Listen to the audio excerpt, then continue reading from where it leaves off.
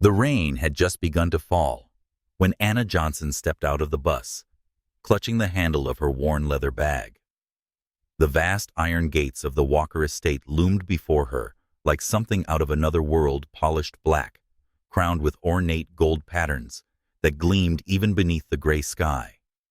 She paused for a moment, pulling her coat tighter around her, and took a deep breath. This was it, the beginning of something new.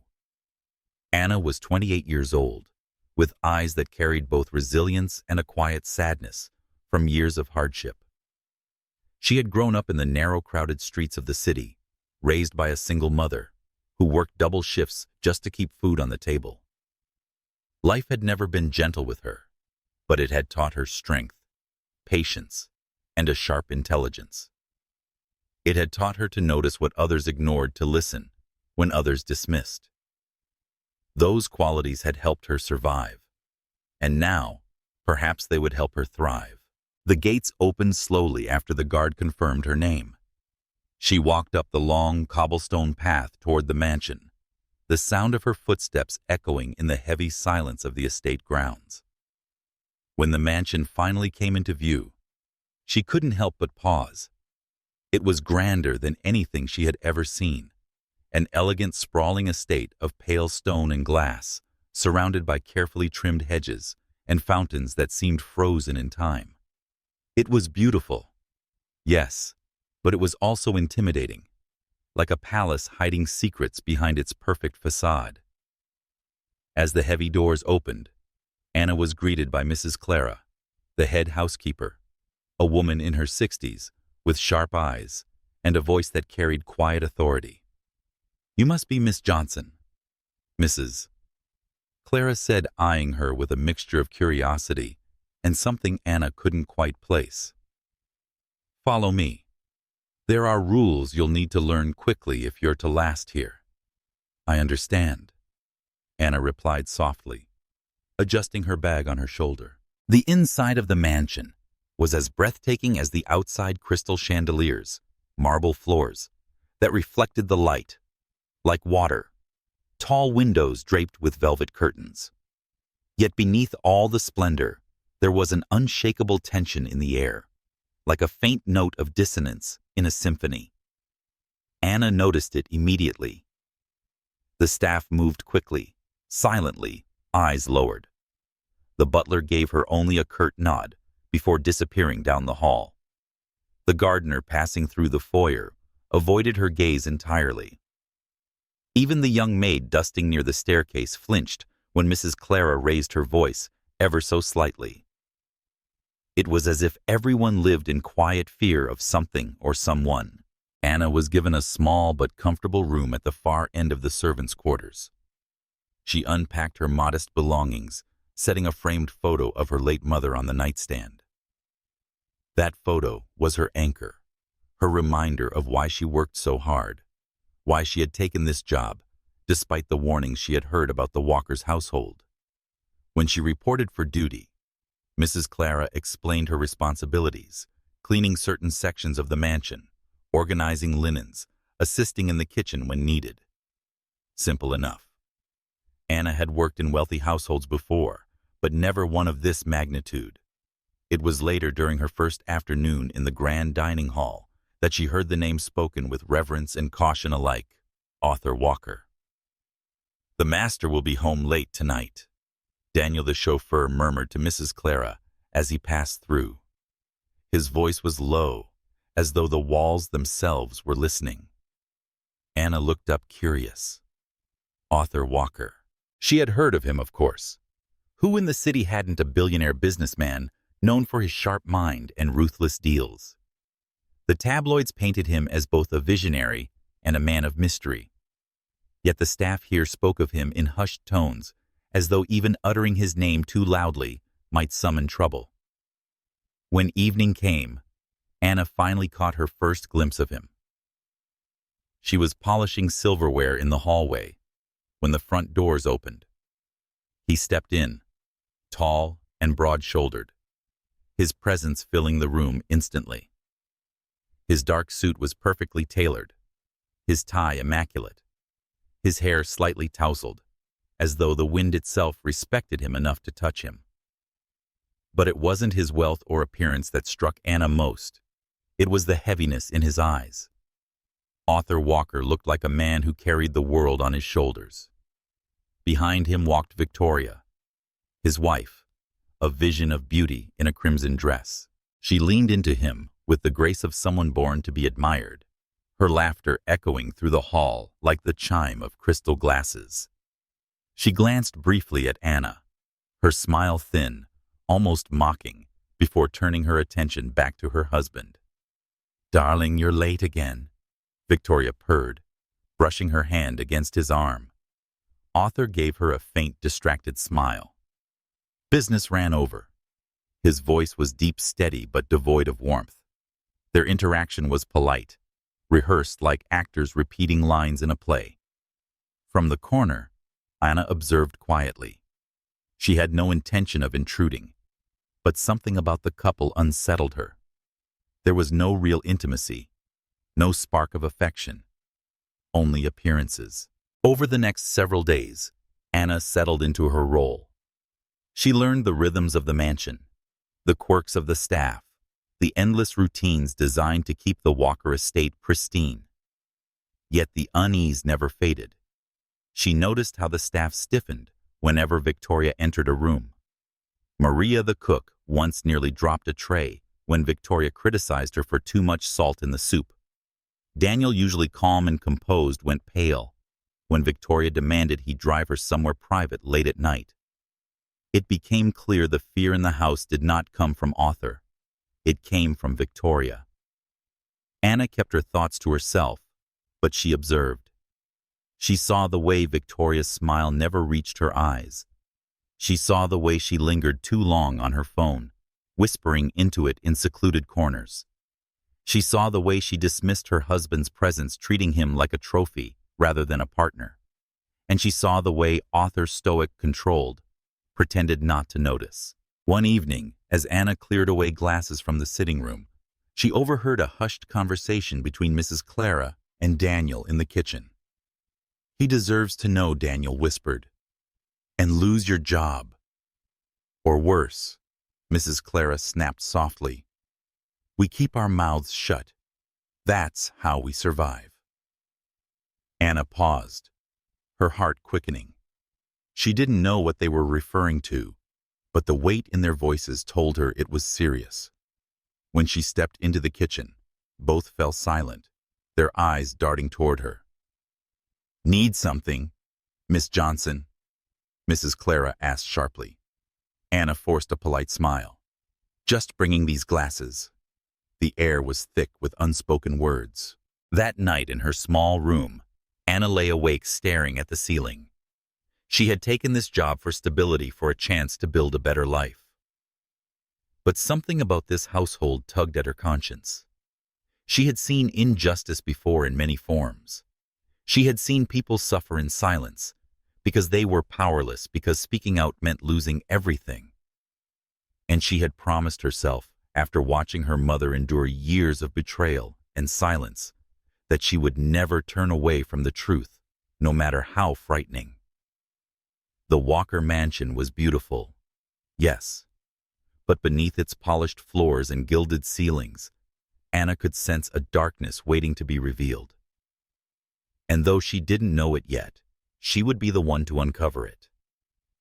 The house always seemed quieter when Mr. Walker was away. It was not just the absence of his footsteps echoing through the marble halls, or the deep timbre of his voice resonating in the study. It was something deeper, an emptiness that seemed to settle like dust on every surface. Anna had been working in the mansion for only a handful of weeks, long enough to learn the rhythm of its routines, but not long enough to feel a part of them. She had noticed how the staff moved differently when the master of the house was gone, more relaxed, yet also more on edge, as if their fear had simply shifted from one figure to another. That morning, Arthur Walker had left for a 3-day business trip in New York. His wife Victoria had kissed him goodbye at the door, with the elegance of a woman performing for an audience. To any outsider, it would have looked like devotion. But to Anna, who stood discreetly in the hallway with a dustcloth in hand, the moment had felt staged, too polished, too perfect. By evening, the air in the mansion was heavy with silence. Anna finished folding linens in the upstairs corridor and descended the grand staircase, her footsteps careful on the polished wood. She was heading toward the kitchen to return a tray when she heard its soft laughter, a woman's laughter drifting from the direction of the drawing room. At first, she thought it must be Victoria on the phone, but as she passed by the archway, the sight that met her eyes stopped her breath. Victoria was not alone. She was standing in the glow of the chandelier, her silk robe draped carelessly over her shoulders, and in her arms was a man Anna had never seen before. Tall, broad-shouldered, his hand pressed against the small of Victoria's back as his mouth captured hers in a kiss far too intimate to be mistaken. Anna froze. Her first instinct was to step back into the shadows to pretend she had not seen, but her body betrayed her.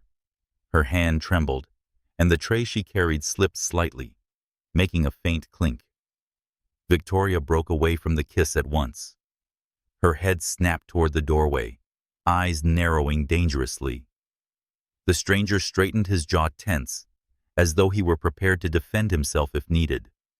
For one breathless moment, Anna thought Victoria might scream. Instead, the woman smiled a slow, venomous smile that made Anna's skin prickle. "Well," Victoria drawled, smoothing her robe as if nothing had happened. "It seems we have an audience."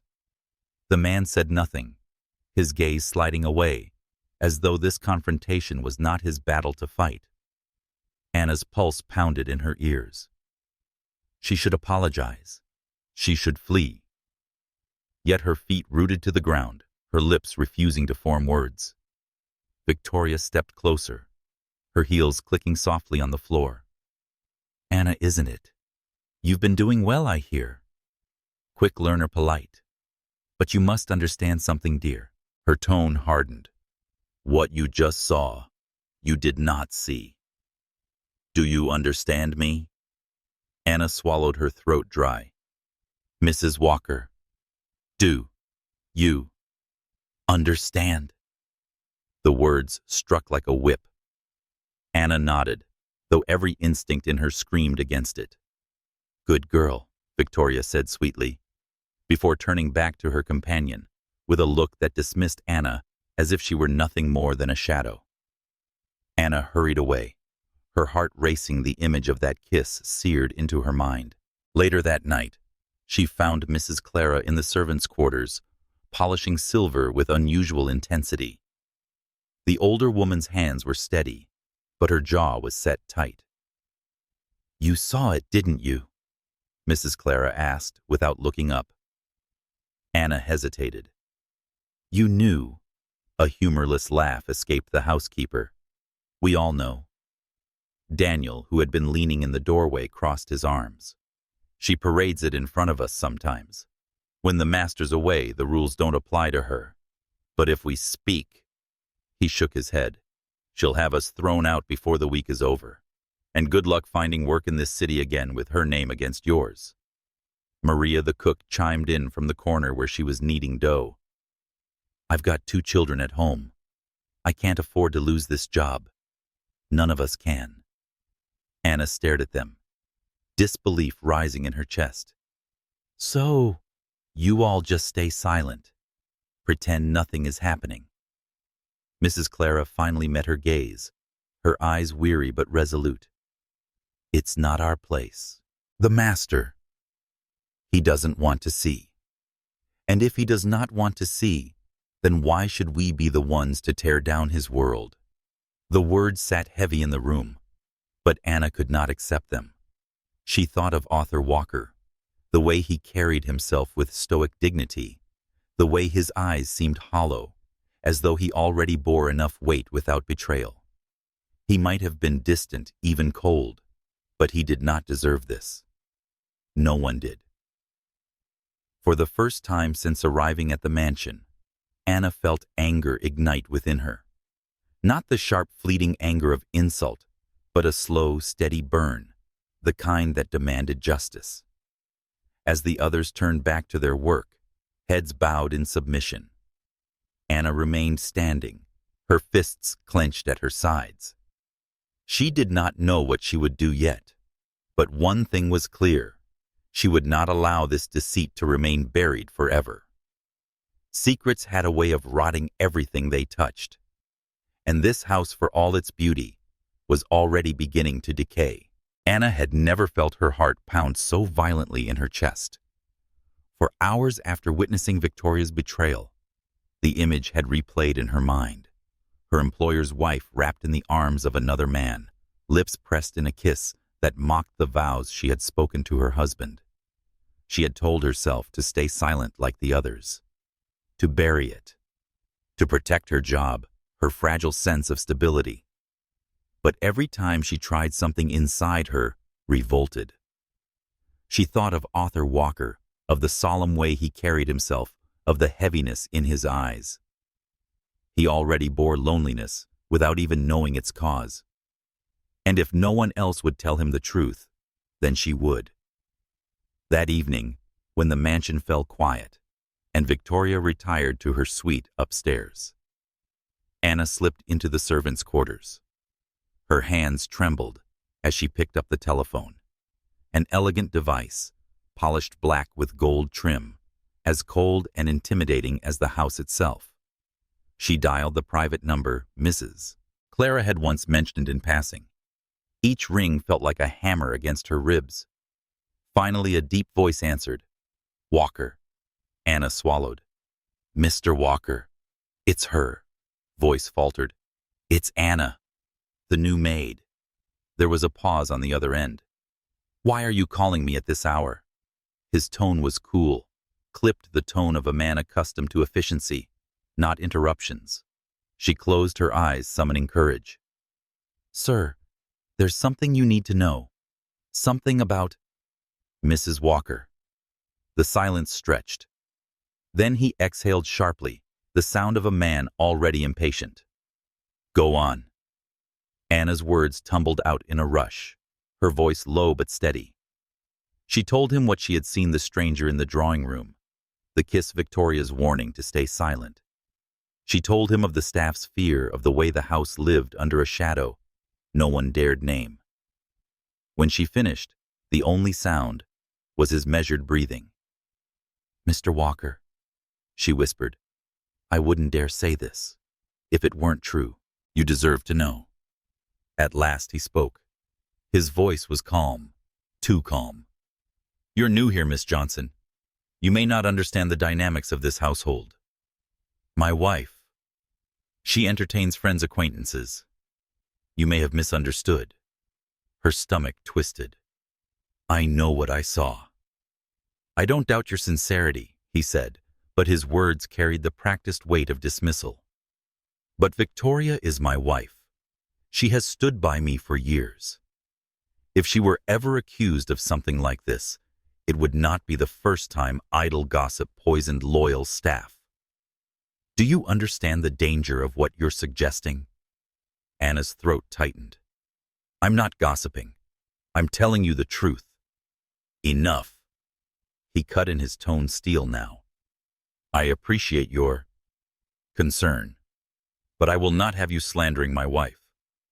Consider this your warning, Miss Johnson.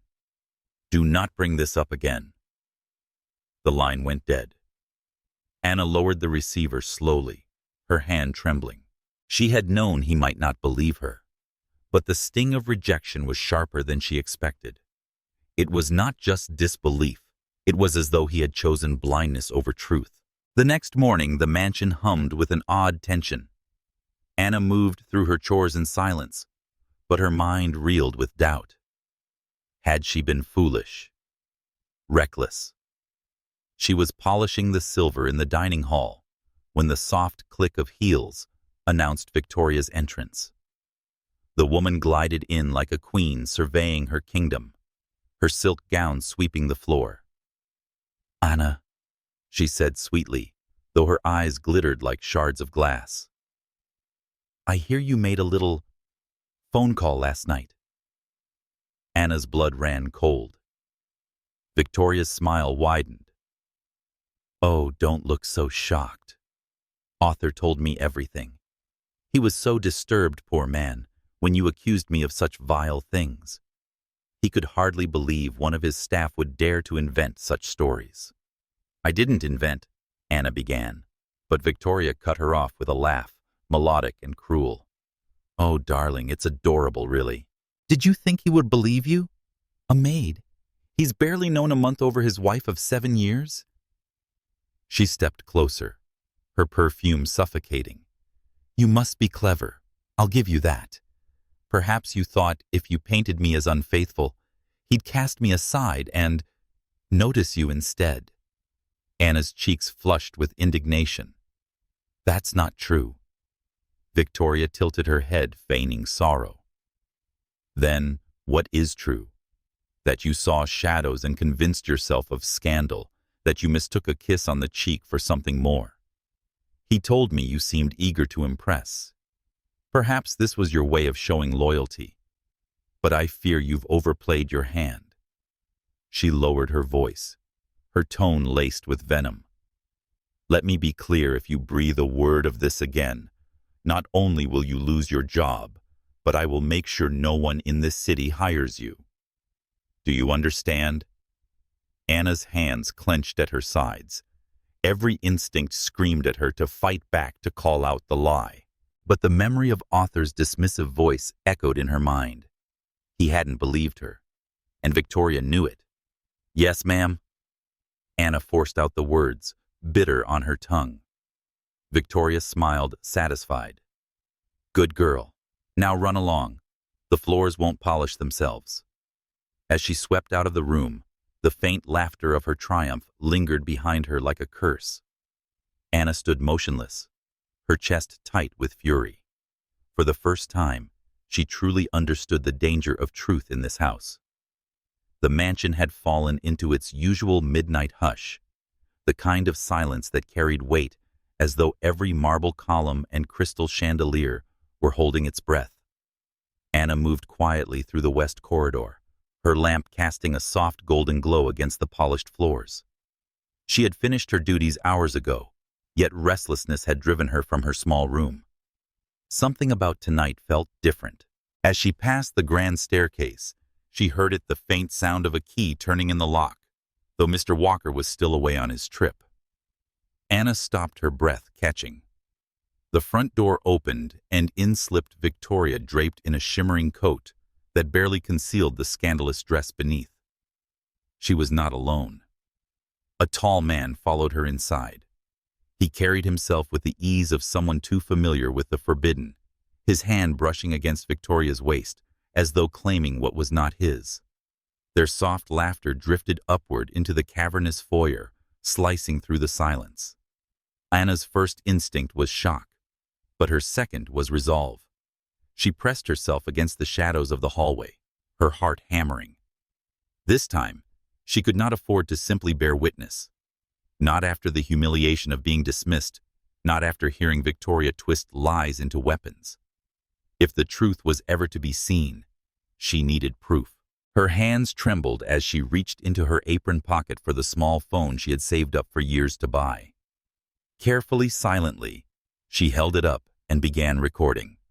Every stolen kiss, every lingering touch beneath the chandelier, captured in the stillness of the night. Victoria led her companion toward the drawing room, her voice low, but filled with a brazen confidence that made Anna's stomach churn. He's gone until tomorrow night, she whispered. This house is ours tonight.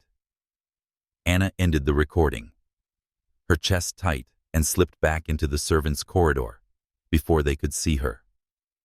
Once inside the safety of her room, she locked the door and sat on the edge of her bed staring at the screen. The evidence was there, undeniable. Her fingers hovered over the keys as doubt gnawed at her. Should she send it? Would he even look at it? But then she remembered the way Arthur had dismissed her, before the way Victoria had smiled with victory. If she stayed silent, the lie would remain unbroken. And though Anna feared the consequences, she feared injustice more.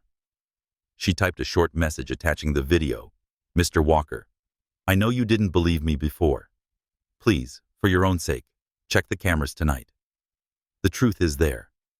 Her thumb hesitated for only a second before pressing send. Far away in his New York hotel suite, Arthur Walker sat at his desk, the glow of city lights spilling through the tall windows. Contracts lay scattered before him, numbers and clauses blurring into meaninglessness. He had been restless all evening, unable to focus, haunted by the echo of Anna's voice from days before. "Sir, there's something you need to know. I saw her. Please believe me." He had brushed it aside, convinced himself it was naivety exaggeration. But the doubt had never left him. And now, as his phone buzzed on the desk, that doubt flared into something heavier. He picked it up, frowning at the unfamiliar sender, Anna Johnson. His thumb hovered over the message. Rationality told him to ignore it, that nothing good could come from entertaining the ramblings of a maid. But curiosity, no fear, compelled him. The video loaded. Arthur's world stilled.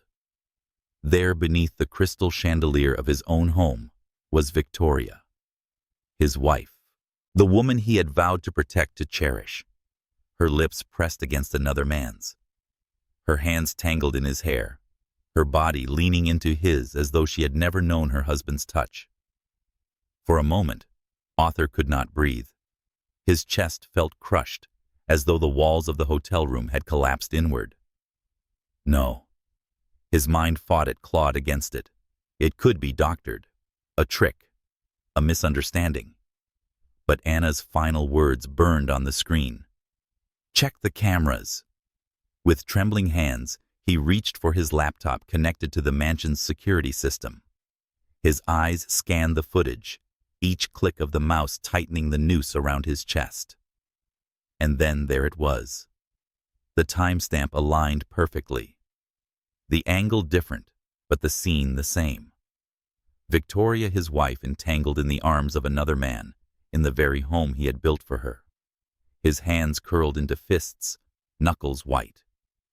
The screen blurred as his vision swam with a rage he had never known. For years he had sacrificed everything, his time, his peace, his soul, for the illusion of a perfect marriage. He had defended her when rumors swirled, given her every luxury, every ounce of loyalty he possessed. And this was his reward: betrayal, shameless and cruel, played out in the open halls of his home.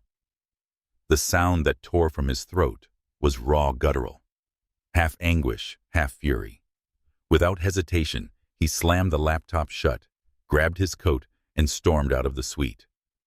The flight back to the city blurred into haze, his mind consumed with images of her betrayal. Every laugh, every whispered promise he had once believed all lies. His heart was a battlefield of grief and fury, but beneath it all, a single truth crystallized: this ended tonight. When the heavy doors of the mansion swung open hours later, the staff startled from their slumber. The storm in Arthur's eyes was unmistakable. His footsteps echoed like thunder as he strode through the foyer, his coat still damp from the rain. Victoria appeared at the top of the staircase, startled, but quickly slipping into her mask of elegance. "Darling," she said softly, her voice laced with practiced sweetness. "You're back early. Spare me." His voice was cold, sharper than she had ever heard. "Where is he?" Confusion flickered across her face, feigned, of course. What are you?" "The man you brought into my house," he thundered, his voice echoing through the marble halls. "Don't play games with me, Victoria. I've seen it. The cameras don't lie." For the first time, her mask faltered. The mansion was no longer a home. It was a battlefield, and in the ruins of its silence, Arthur Walker sat alone. The night after his confrontation with Victoria, he locked himself in his study. Crystal glasses shattered against the floor, decanters, overturned amber liquid seeping into the carpet like bloodstains that refused to vanish. The man who had once been a pillar of power, now looked like a shadow, shoulders hunched, eyes, vacant grief spilling out of him with every uneven breath. For years he had worshipped her. He had given Victoria his loyalty, his devotion, the best years of his life. He had thought she was his partner, his sanctuary. And in one moment, that illusion had been torn apart, leaving a hollow wound where his heart had once beat steady. Arthur stared into the dark glass, clutched tight in his hand. He lifted it to his lips again and again, but the whiskey did nothing to numb him. It burned. Yes, but no flame could cauterize the kind of betrayal he felt. The door creaked open. Arthur. It was Richard, his best friend, his confidant since university days, the only man who dared intrude when the storm raged too violently. Richard closed the door behind him, his expression grim as he surveyed the wreckage. "You've got to stop this," Richard said, striding forward, his voice a low command. "The board is already whispering. The staff are terrified. And the press, if they catch even a whiff of what's happening here, they'll tear you apart. Is that what you want?" Arthur laughed bitterly, the sound sharp and jagged. "Let them. What more can they take from me? My pride, my dignity. She already destroyed it." Richard crouched in front of him, prying the glass from his hand. "Listen to me. Divorce her, yes. Expose her if you must. But don't destroy yourself in the process." The Arthur Walker I know doesn't drown in a bottle.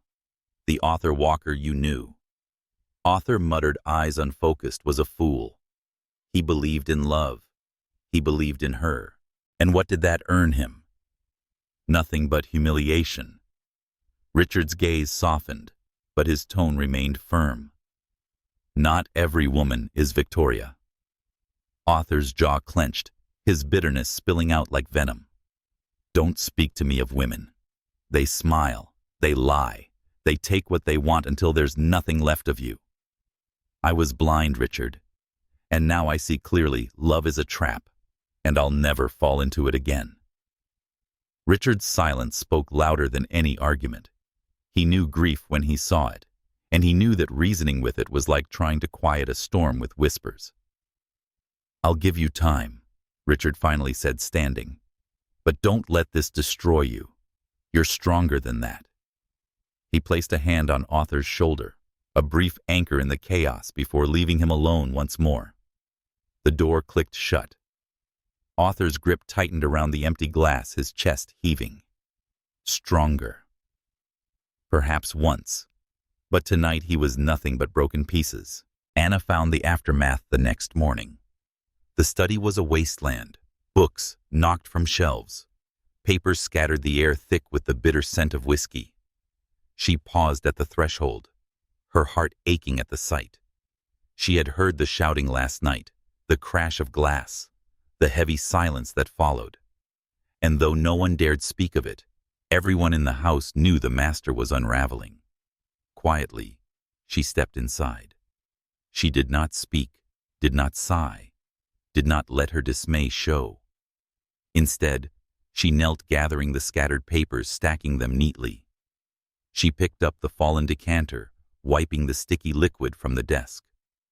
Her movements were steady, deliberate, as though by restoring order to the room she might restore order to the man himself. When she reached the chair where he had sat, she noticed a folded scrap of paper, its edges damp with spilled liquor. Out of respect, she did not open it, but the handwriting scrawled across the front was unmistakably his. "Why wasn't I enough?" Anna's chest tightened. She set the paper gently aside, her eyes soft with empathy. On the desk, she left a small note of her own, written in her careful hand. "Even the strongest hearts can break, but even broken hearts can heal." She did not sign her name. She did not expect him to notice. But she hoped, perhaps foolishly, that some part of him would see it, would know that even in his darkness, he was not entirely alone. The nights were the hardest. When the mansion sank into silence, and the weight of day dissolved into darkness, Arthur Walker found himself wide awake. The bed felt too large, the sheets too cold. He would toss, close his eyes against the memories, but the images returned sharper in the dark. Victoria's laughter, her lips pressed to another man's, her betrayal replaying like a cruel film that refused to end. Sleep eluded him, and so he paced the halls like a restless ghost. His footsteps echoed against marble, his reflection fractured in the tall windows that looked out onto the moonlit gardens. He often ended up in the study, staring at empty glasses, though lately he hadn't had the strength to pour more whiskey. It was on one of these nights, as he stood by the unlit fireplace, that a soft knock startled him. Mr. Walker. The door opened slightly, and there stood Anna, a small tray balanced in her hands. Steam rose gently from a porcelain cup. "I thought you might need this," she said quietly, stepping into the room. "Chamomile and lavender. My mother used to make it when I couldn't sleep." He frowned, unused to interruptions at this hour. "You should be resting." "So should you," she replied simply, placing the tray on the desk. Her calmness disarmed him. He sank into the armchair, watching as she poured the tea with practiced grace. The scent drifted up, soothing and delicate. For the first time in nights, he felt something other than rage, a flicker of comfort, faint but real. "Do you make a habit of checking on insomniacs?"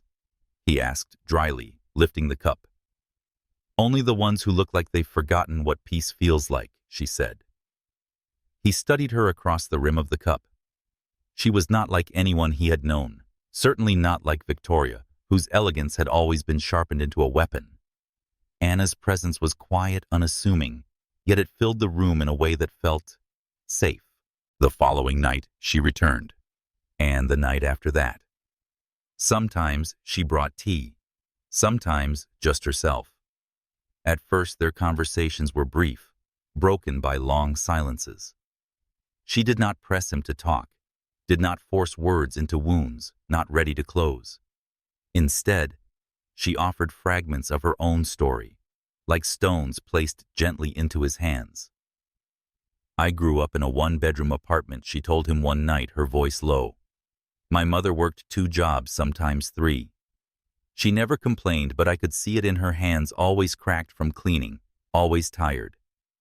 She used to tell me, 'Strength isn't about never breaking, it's about learning how to put yourself back together.'" Arthur listened, the words sinking into him like rain into parched earth. Another night she said, "There were times when dinner was just bread and butter. I used to think it wasn't fair that other children had so much more. But looking back, I think it taught me to see people differently. You can't measure worth by what's on their plate, or by the clothes they wear, or the houses they live in. Sometimes the poorest hearts are the richest in love." He had no reply, but something in his chest shifted. Gradually, Arthur began to notice things he hadn't before. The way Anna's hands moved steady, sure, carrying the quiet strength of someone who had lived through storms. The way her laughter, soft and rare, could ease the tension in a room without effort. The way she never looked at him with pity, only understanding. One night, as they sat in silence by the window, he found himself speaking words he had never intended to share. "I used to think love was unshakable," he said, his gaze lost in the night sky. "That if you gave someone everything, loyalty, devotion, sacrifice, they would honor it. I built my life around that belief. And now," his voice cracked slightly, "now I wonder if it was all just a lie." Anna did not rush to comfort him. She waited, then said softly, "Love isn't a lie. People lie. But love, real love, still exists. You just gave yours to the wrong person." The words were simple, but they pierced through the fog around him. For the first time, he allowed himself to wonder, had he truly loved Victoria, or had he loved the image he had built of her? And so night after night, something fragile began to take shape between them. It was not romance. Not yet. It was something purer, quieter. A companionship born not of desire, but of survival. A wounded man and a woman who knew what it meant to be wounded. They did not call it friendship, though that's what it was. They did not call it healing, though slowly it began to feel like it. The world expected Victoria Walker to disappear quietly.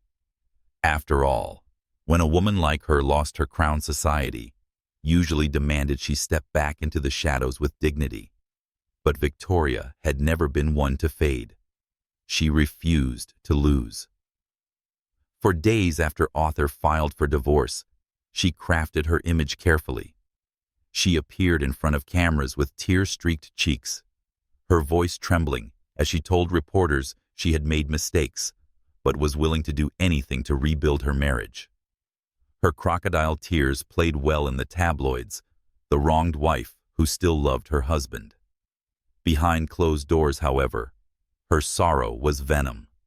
She bombarded Arthur with messages begging to meet. When he ignored her, she arrived at his office uninvited, collapsing dramatically in the lobby until security escorted her away. "I was foolish," she cried, clawing at his sleeve when she cornered him once. "But we can fix this. Don't throw away everything we built." Arthur's face remained stone. "You threw it away the moment you chose another man." His voice was steel, and when he turned his back on her, something inside Victoria snapped. If she could not win him back, she would destroy him. The headlines changed swiftly, fueled by her whispers to the press inside Arthur Walker's marriage collapse. Secrets of the billionaire's temper. Victoria Walker. I was a prisoner in my own home. The stories painted Arthur as controlling cold, a tyrant behind the mansion's gates. He had weathered false rumors before, but this time her lies bit deeper. Board members called with concern. Associates questioned his judgment. Still, he endured it silently. He had no interest in playing tug-of-war with tabloids. But then Victoria made a new discovery, one that filled her with both dread and fury. She saw it in the smallest of things, the way Arthur's eyes lingered on Anna when she poured his tea, the rare moments of quiet, when the two stood side by side, not speaking yet somehow connected. Victoria noticed the subtle shift in him, how the bitter edge dulled when Anna was near, how his anger softened in her presence. Jealousy was a flame and it consumed her. How dare he find solace in a maid, a servant, a nobody? If she was to lose her husband's fortune and status, she would not allow the woman who replaced her to bask in his protection. And so the scheme began. It started with whispers, anonymous sources feeding reporters tales of a maid who had grown too close to her employer. Soon the whispers grew louder. His Walker's maid, his secret mistress, from poverty to penthouse. Anna Johnson's sudden rise. The accusations were vile, that Anna had seduced him, that she had plotted from the start, that she was nothing more than a gold digger leveraging his vulnerability. Anna discovered the headlines when Maria the cook pressed the newspaper into her trembling hands one morning. Her throat went dry as she read the words, her name printed in bold letters beneath photographs of her entering and leaving the estate. "They're saying Her voice broke. She couldn't finish. Maria's face flushed with anger. "It's all lies. We know the truth." But truth mattered little when the world devoured scandal. Paparazzi began to swarm the mansion gates. Every trip to the market, every walk in the garden, became a gauntlet of cameras flashing in her face. The staff whispered among themselves, torn between loyalty and fear. Anna, however, bore the weight silently. She moved through the halls with lowered eyes, avoiding Arthur whenever she could. She could not stand for him to see her like this, drenched in shame she had not earned. Arthur noticed, of course. One evening he found her in the library, her hands trembling as she tried to stack books on the high shelf. The newspaper lay folded on the desk, its headline mocking her. "Anna, His voice was softer than usual, but she flinched as though struck. "I'm sorry, sir," she whispered quickly, keeping her gaze down. "I never wanted to cause trouble. If my presence damages your reputation, I can leave." "Stop." The word cut through her panic. She looked up finally, meeting his eyes. What she saw there startled her. Not anger, not disappointment, but something fiercer. "You think I would let them touch you?" he asked, his jaw taut with restrained fury. "You think I would allow them to drag your name through the mud while I stand by silent?" Her lips parted, but no words came. He stepped closer, the distance between them shrinking until she could feel the heat of his presence. "You've given me nothing but honesty, Anna. You've stood by me when I had nothing to offer, and for that they dare call you a liar, a thief of affection? No." His voice dropped deadly calm. "I will not let this stand." And in that moment, Anna realized something had shifted. He was no longer protecting just himself, no longer guarding only his pride. He was protecting her. The invitation arrived wrapped in ivory paper and sealed with the Walker crest. It was for the annual Walker Foundation Charity Gala, a night where the city's wealthiest gathered in glittering gowns and polished tuxedos, bidding on art and jewels to prove their generosity. For years, Victoria had been the queen of these evenings. Her beauty, a crown, her laughter, the music of the ballroom. But this year would be different. This year, Arthur Walker entered alone. Or so everyone thought. "Anna," he said one evening, his voice calm, but carrying a weight that made her glance up from the silver she was polishing. "You'll accompany me to the gala." The cloth slipped from her hand. "I what?" His eyes met hers, steady and unflinching. "You'll sit at my table, beside me." Her breath caught. "Sir, that's not appropriate. You're not just anything." He interrupted softly. "You've stood by me when no one else dared. You deserve to be seen for who you are." Anna's heart thudded painfully in her chest. She opened her mouth to protest further, but the resolve in his gaze silenced her. She bowed her head, her voice barely above a whisper. "If that is your wish." The night of the gala, the ballroom glittered with light. Crystal chandeliers cascaded brilliance over velvet-draped tables. Silver cutlery gleamed, and the air buzzed with murmurs of the city's elite. And then the doors opened. Arthur entered tall and composed, his black tuxedo cut to perfection. But all eyes shifted to the woman at his side. Anna, in a gown of midnight blue that Maria had lovingly altered for her, moved with quiet grace. The dress was simple, but it shimmered when the light caught it, a reflection of her own unassuming beauty. Her hair was swept back, revealing delicate features, and though nerves tightened her spine, she held herself with dignity. Whispers erupted at once. "Isn't that the maid? She's sitting with him. After the scandal with Victoria.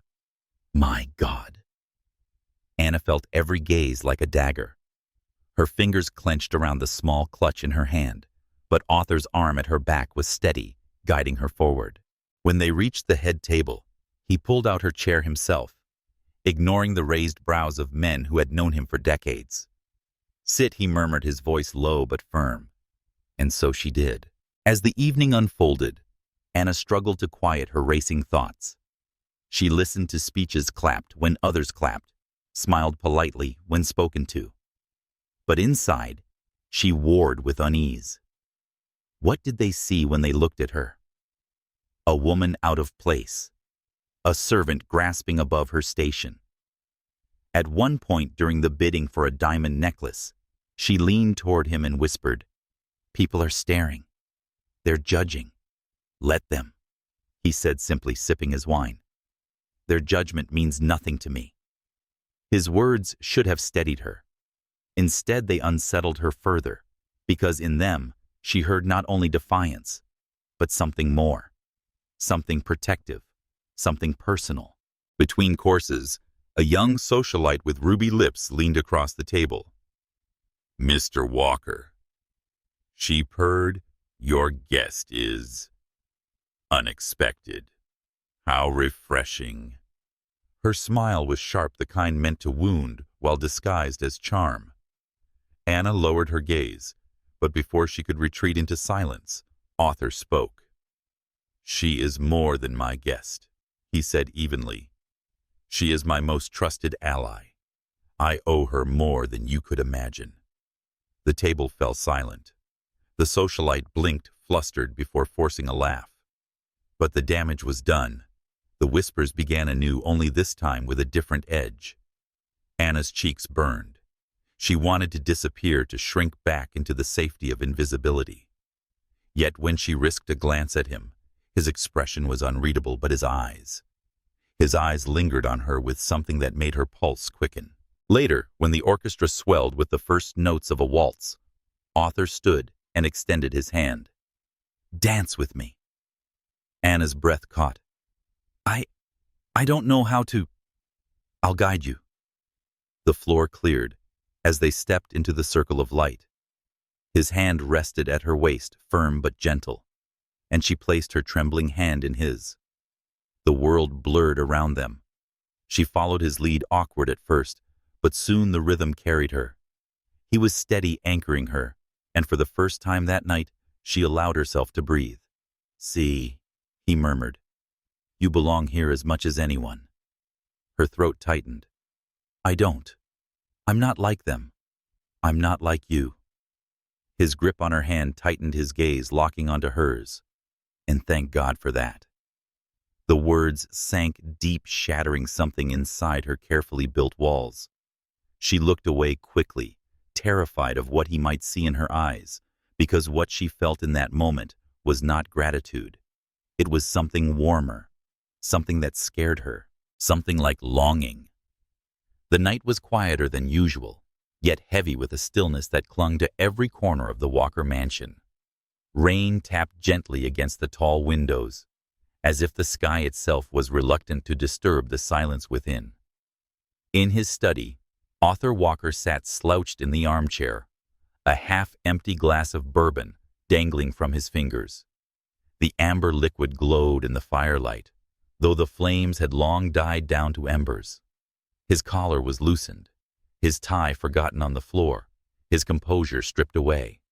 Anna found him there when she came to clear away the untouched dinner tray. She paused at the doorway, her heart tightening at the sight.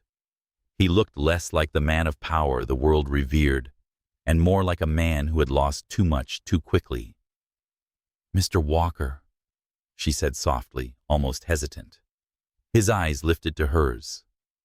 They were clouded, unfocused, but beneath the haze of drink lay something raw. "Anna," he murmured, his voice low, frayed at the edges. "Why do you stay?" She set the tray down, walking closer, careful not to intrude on the fragile space between them. "Because someone needs to make sure you don't drown." A broken laugh escaped him, bitter and aching. He raised the glass in a mock salute before setting it down heavily on the desk. "You think I haven't already?"